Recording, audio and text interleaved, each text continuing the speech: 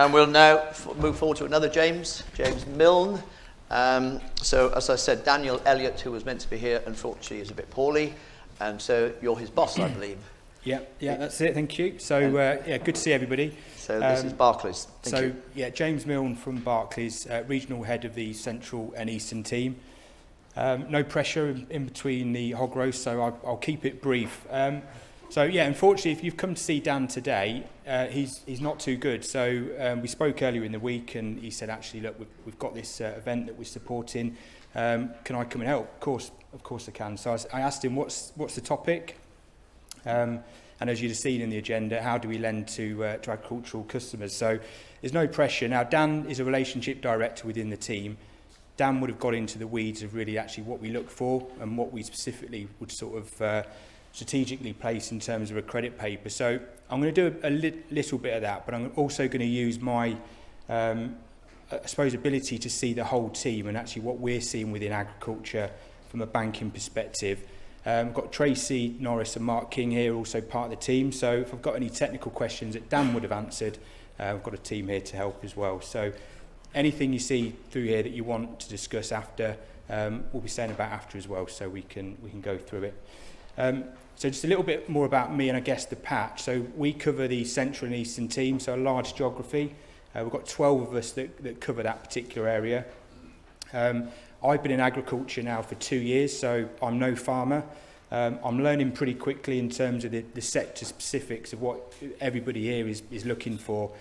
My background is actually property and real estate, so property developers, property investors. That's where I've sort of led the Eastern team until I moved over to agriculture. And as I've probably found in the last 2 years, many of these clients that we've got in our agricultural portfolios have probably got one leg or another in some form of property, so it's come in handy as well. So I guess a bit more about Barclays agriculture team. Now, thank you for any clients that we've got in the room. We're really proud to say actually we bank 1 in 4 agricultural clients across the UK. Something we're pretty proud of. Obviously with competition, as we all like competition for the right reasons, we're always having to sort of push on and we get new entrants to the market quite often. So we never sit back on our laurels. I guess one of the things that helps differentiate us or partly differentiates us from others is the fact we've still got 90 relationship directors and relationship managers around England that allows us to get out and about onto farm and support clients. I guess the other part that really helps with Barclays agriculture is you think about where Barclays had stemmed from, East Anglia, and actually that's where its roots are. We did our first agricultural deal back in 1744, and within Barclays as a whole, the agricultural piece is something we're really proud of and gets spoken about an awful lot. Not every industry or sector has its own specialism. We've got several within Barclays, and agriculture is certainly one of those that really stands out and something that we put a lot of focus and effort into. I suppose just a couple of other bits that we've got there. We have a credit specific, an agricultural credit team as well. So they're not a generic credit team where they'll see maybe hospitality in the morning and a farm deal in the afternoon. All they see day in, day out is agricultural deals. So they start to understand the cyclical nature of agriculture, some of the challenges, some of the opportunities that you will see as well, which really helps us and the team get that, try and get that message across. So I thought I'd just add this slide in because I think it gives a bit of an overview really in terms of the sector as a whole. I'd say I've been in 2 years, what 2 years I've had in terms of the change and the challenges, nothing more than obviously what you experience day to day, I guess.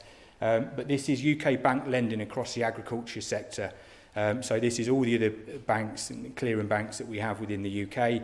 And I guess what do you take from this slide? And you can take many different bits from it, but one bit I would certainly stem from it is actually lending is down 3.1%, as you can see there, year on year. It's actually down £2 billion over the last 3 years, which is quite interesting. Part of that lending is slightly skewed by bounce back loans. Because that obviously was a peak in terms of what we've lent, and that's sort of reduced quite sharply. And also the repayments are pretty rapid. Some people just got rid of them straight away. Others, it's sort of continued a bit into the 6 years that they've got. But I think if you look on the right-hand side, though, that's probably the bit that it speaks volumes to me in terms of the credit balances. Those deposits that our customers and actually all the other banks have got within their account has grown. So the liquidity there of our customers is really strong. And I think that's why, in terms of Barclays, I can only obviously talk for Barclays, but it's a sector that the door is firmly open for us to lend money to. So if you take anything away from today, it's the fact that actually we want to lend more.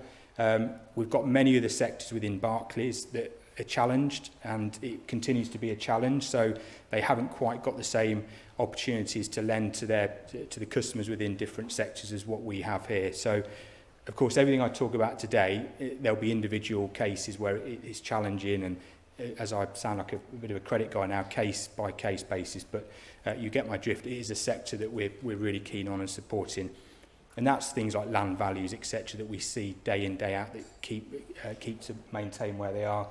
I suppose one area that's just in the back of our minds, and certainly with my old role, it's something that I can see the old real estate team really grappling with at the moment. Commercial values of property, we're just starting to see a bit of a softening in terms of prices there. What does that mean then in terms of the values? If we've got security that for yourselves and other clients, how does that match up in terms of that what we're seeing there? But that's some of the bits that we're looking at there. But you can see there in the asset base there, really strong in terms of those levels.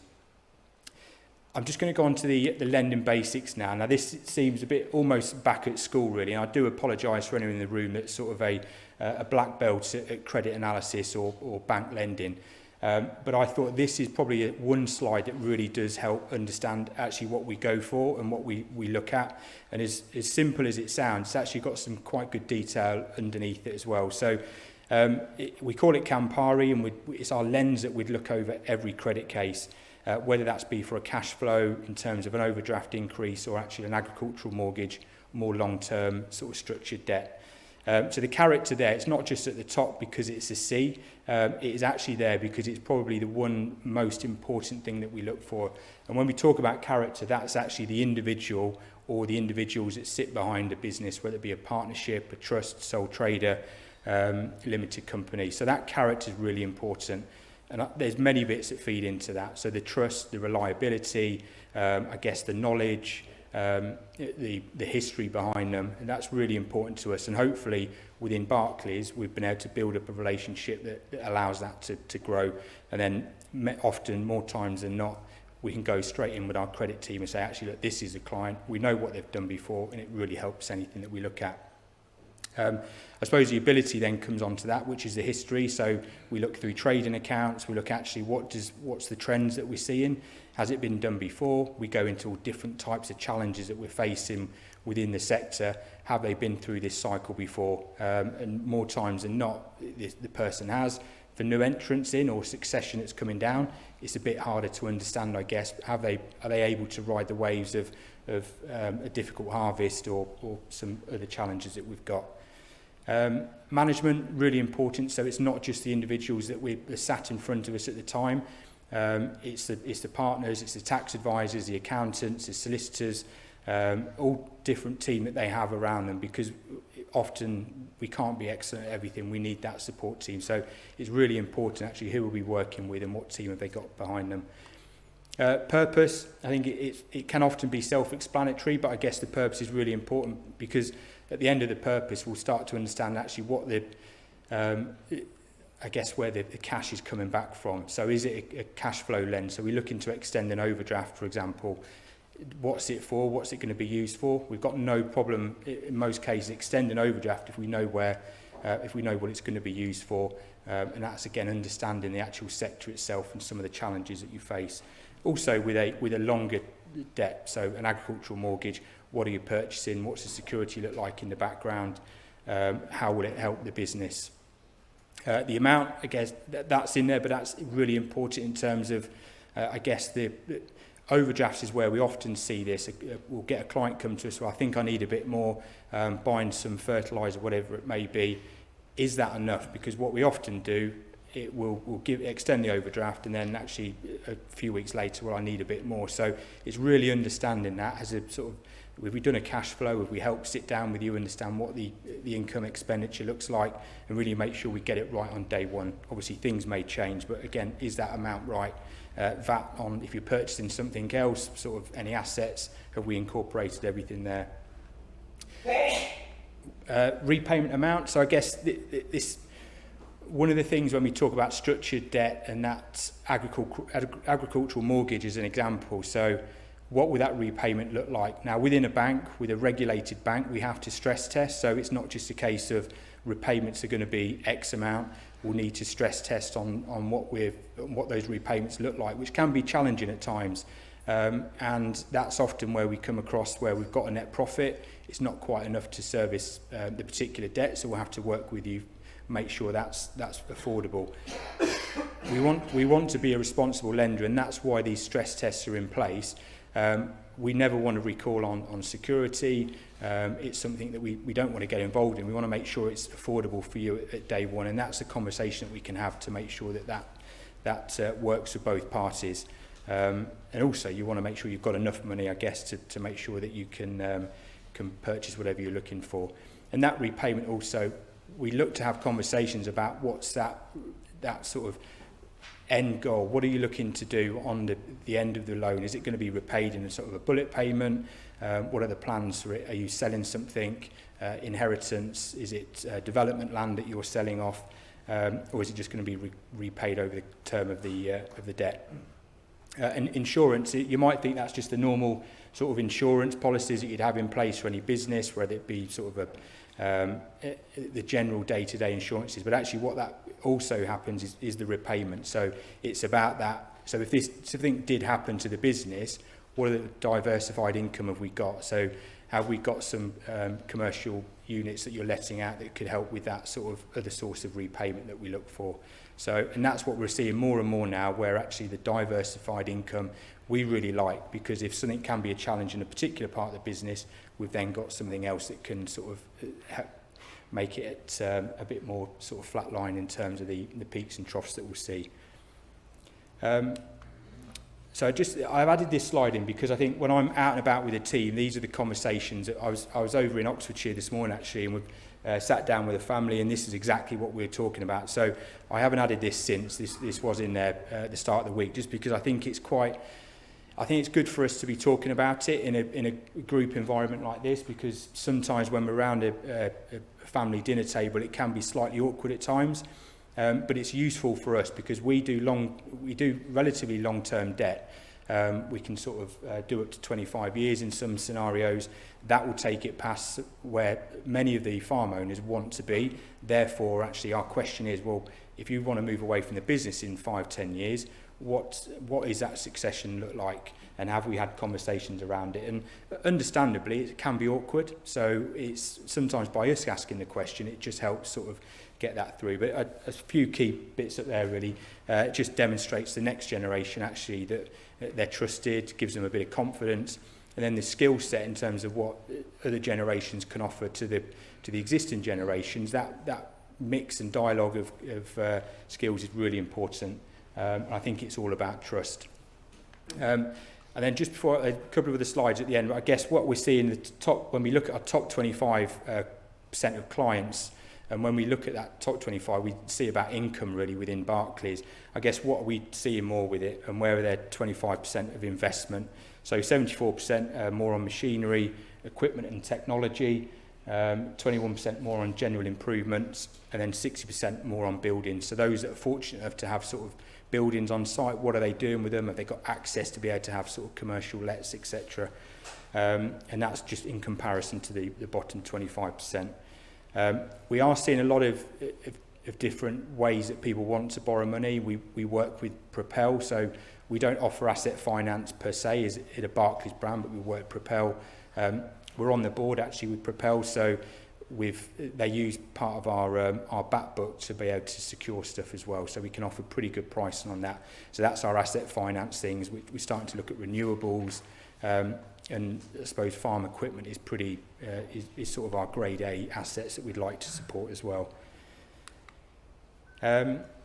And at the end, I've got sort of just how we split out the Barclays agricultural piece as well. I think this is sort of the penultimate slide, really, just to get across, I guess, some of the bits on our agenda. I've spoke there about the agricultural managers across the team. We've also just started some podcasts. Some of you may have been fortunate to hear a few of them last year. They are out there to listen to. I think we just find them from an education perspective in getting some messages across. It's really good. People can listen to them as and when. We've also started to sort of upskill the colleagues within our teams for internal training. Again, they can do it when they're out and about. Green lending proposition. So it's a bit of a, I was going to say red herring. It's sort of that greenwashing bit. That it's not greenwashing, but we are just coming to market with some more green products because we are very careful that we want to make sure we've got something that's substantial and going to be really supportive. So we've done a lot of work in the background over the last sort of 6 to 12 months in terms of what would be supportive for yourselves, and that should be coming out to market over the next 6 months. We've just partnered with Oxford University for the next 3 years to help move our sustainability and net zero journey for ourselves within Barclays Agriculture and you as potential clients or clients to see how we can move that forward, because that's one of the areas where I personally, and I think we recognise as an industry and a bank, that we're going to need some support, and how we support with that whole green sustainability piece is really key. Do we have a part to play in it, and if so, how does that work? Likes of biodiversity net gain that Sarah was talking about earlier, it's things like the security piece. So we've got a lot of clients who are offering parts of the land. Have we got it secured already? Then we'll need to be involved with part of that as well. So you can see how all of this overlaps. We've got an Eagle Lab farm up in Lincolnshire. We partner with Lincolnshire University. That's where our agri-tech centre is. So we've got some sort of start-up businesses there they've got the area, they've got the space and some funding to be able to go and see what they can do in terms of moving that forward, which is, I've been up there a couple of times, really great place to see. We've got a landed estates specialism within that 90 relationship directors. We've got 5 or 6 actually that are landed estates sort of specialists. They look after those landed estates around the UK and really give that sort of specialism. That their slightly requirements in terms of products and services are different to what we see elsewhere. And I think that's just the shows then. The bottom right hand corner, we want to be out and about there, we want to be visible, we want to be understanding actually what's on your minds, and I think being at some of these shows where we can really get out and talk to you is really important. So just the last slide really before I open up for any questions. I think this is some of you will be clients within the room actually, and over the last 18 months we've been through a bit of a transition in terms of how we support our clients. And that really looked at the cost to serve for our clients and making sure we were there at the right time. So something what I would call strategic. So you want to talk about cash flow, you want to buy something, whether it be the adjoining farm, some acres or some new machinery. We want to be there for you, but at the background we want to have a great team that can help you with things like day-to-day banking. So we've got a business and agricultural team. They're telephony based, so if you've got up to 100,000, you've got a number that you can call straight to them. We've then got a specific regional agricultural team, which just sits below our team, and they will look after up to 400,000. And then we've got the team there, which is our team, so 400,000 up to sort of 25 million. It's sort of the debt levels. Not everything is so specific, but we've had to try and put the numbers in place to really help allow us to actually get out and about to our customers. So that's it from me. So I didn't have a question, Gary, that you wanted me to answer. So hopefully I've just given so it's but yeah, hopefully that's given you a bit of an overview. As I say, I'm here later on as with Tracy and Mark, so happy to answer any questions that you may have now. Excellent. Thank you very much, James. Are there any questions to James? Obviously, he's got a couple of Mark King and Tracy here. So I was going to ask Daniel, but I don't know whether this is right, and it links to my next slide when we're going to have a 10-minute chat about will HMRC inherit your farm. Partnership agreements. You need to see a partnership agreement now, do you? Before you lend to somebody? This is what we're finding. Mark? Yes, we need to ensure that the partners are sort of correct and up to date. Particularly important as well when we're even long-standing customers, where we might have banked Can you just shut? Yeah. Just to make sure there's been no changes, basically. Yeah. I think Okay, I think some of you, so if I mention the word KYC, which is sort of know your customer, Oh yeah, sure. which some people may grimace, but it's something we've been going through over the last sort of 12 months, really big for us in terms of understanding our client base. That is exactly the kind of thing that we will need to see, because you'll be surprised how many partnerships contain partners that are actually no longer here. So just seeing that, it does really help, and actually something that we, from a regulatory perspective... Or how many partnerships are there without partnership agreements? Exactly, yeah. Partnership or agreements. even partnerships actually are now a sole trader because there's only one person. Yes, so okay, right, yeah, sure. But that's Yeah, difficult, sure. but yeah. Yeah, we're finding a lot of that, not just Barclays, other banks as well are asking, can we have a partnership agreement, please? Yeah. Well, sorry, that it doesn't exist, so you need to go and get one, etc.